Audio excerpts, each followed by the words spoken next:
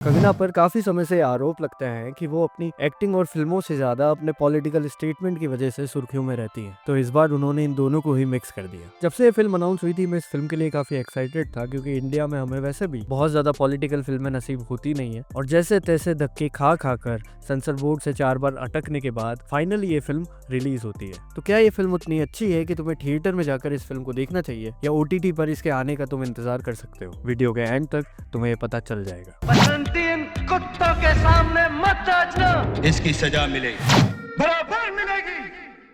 सबसे पहले तो मैं ये क्लियर कर दूं कि इस फिल्म में क्या फैक्ट सही है और क्या गलत, ये बताने के लिए मैं सही इंसान नहीं हूं। तो मैं इस फिल्म के बारे में फिल्म के नजरिए से ही बात करूंगा। फिल्म मेनली 3 बड़े मुद्दों के अराउंड घूमती है, जिसमें पहला है बांग्लादेश लिबरेशन मूवमेंट, दूसरा है इमरजेंसी, और तीसरा है ऑपरेशन ब्लू स्टार। फिल्म में अच्छाई और खामियां दोनों हैं, पर पहले हम अच्छाइयों की बात कर लेते हैं, क्योंकि खामियों की लिस्ट जरा लंबी है। सबसे पहले तो यार कंगना, तुम चाहे तो इनको हेट करो चाहे नापसंद करो, लेकिन तुम इस बात को नकार नहीं सकते कि कंगना एज एन एक्टर बहुत कमाल है। कंगना एज ए डायरेक्टर पर भी हम आएंगे, पर कंगना एज एन एक्टर ने इस फिल्म में अपना 100% दिया है। एक तरह से पूरी फिल्म को कंगना ने अपनी एक्टिंग परफॉर्मेंस के कंधों पर उठाया है। सबसे बेस्ट पार्ट जो उनके कैरेक्टर का था कि उन्हें एक हिस्टोरिकल फिगर की जगह एक ह्यूमन फिगर दिखाने की कोशिश करी है। इंदिरा गांधी के कैरेक्टर को ब्लैक एंड व्हाइट में न दिखाकर एक ग्रे शेड में दिखाया है, जहां आप उनकी अच्छाइयां बुराइयां दोनों देख सकते हो और फिर खुद डिसाइड करते हो कि आप किस तरफ जाना चाहते हो। मेरी नजर में इंदिरा गांधी जैसे पावरफुल कैरेक्टर का पोर्ट्रेल करने के लिए दिमाग में अगर कोई नाम आता है तो वो कंगना ही है। कंगना की आंखों में जो जुनून है, जो पागलपन है, जो सत्ता के लिए प्यास है, भूख है,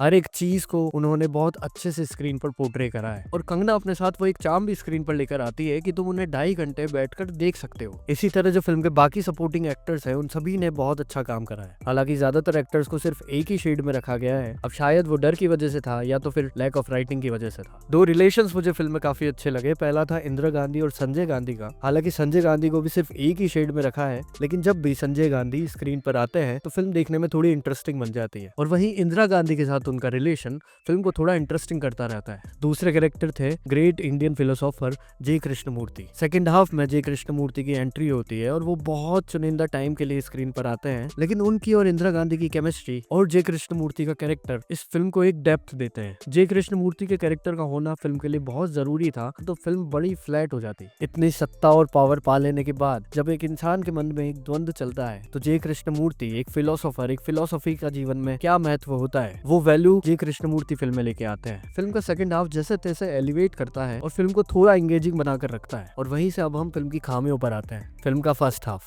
फर्स्ट हाफ हो सकता है कुछ लोगों को इंटरेस्टिंग लगे, लेकिन मेरे लिए वो बहुत बोरिंग था, क्योंकि फिल्म में ऐसा लगने लगता है कि एक के बाद एक बस सीन्स को और कैरेक्टर्स को रख दिया गया है और उन पर जंप किया जा रहा है, बजाय बीच में ट्रांजिशन करने के। उससे होता यह है कि आपको ऐसा लगता है कि आप हिस्ट्री का कोई लेसन स्क्रीन पर देख रहे हो, और ऐसा लगने लगता है कि फर्स्ट हाफ और सेकंड हाफ के राइटर्स दोनों अलग अलग लोग थे, क्योंकि एक सीन से दूसरे सीन, एक कैरेक्टर से दूसरा कैरेक्टर, फिल्म इतनी जल्दी जल्दी भागती है, आप कहीं पर भी किसी भी कैरेक्टर के साथ ना इमोशनली कनेक्ट होते हो, ना आप कहानी के साथ इमोशनली कनेक्ट हो पाते हो। फिल्म में कई सारे मोमेंट्स है जहाँ पर बहुत ज्यादा टेंशन दिखाई जानी चाहिए थी, हमें एज एन ऑडियंस वो टेंशन फील होनी चाहिए थी, लेकिन दोनों ही नहीं हो पाता है। वहीं फिल्म बहुत ज्यादा फोकस कर जाती है अपने पॉलिटिशियंस और उनके डिसीजंस के ऊपर, बजाय कि उनके कॉन्सिक्वेंसेस जनता के ऊपर क्या थे। आखिर वो डिसीजंस जनता के लिए लिए जा रहे थे, तो उनके ऊपर इसका क्या प्रभाव था वो फिल्म दिखाना भूल जाती है। और जब भी दिखाती है तो वो बहुत ही पुअरली एग्जीक्यूटेड है कि आपको जरा भी वो सीन्स फील नहीं होते हैं। और जब तक आप ये नहीं दिखाओगे कि जनता के ऊपर इसका प्रभाव क्या था, उसकी इंटेंसिटी क्या थी, तब तक वो सीन्स उतने हैवी और उतने टेंस्ड फील होंगे ही नहीं। और यही राइटिंग और डायरेक्शन की खामियां इस फिल्म को मीडियोकर बना देती है। कंगना एज एन एक्टर तो बहुत अच्छी थी इस फिल्म में, लेकिन कंगना एज ए डायरेक्टर काफी ज्यादा पीछे रह जाती है, क्योंकि फिल्म की फर्स्ट हाफ की राइटिंग, फिल्म का म्यूजिक, फिल्म के गाने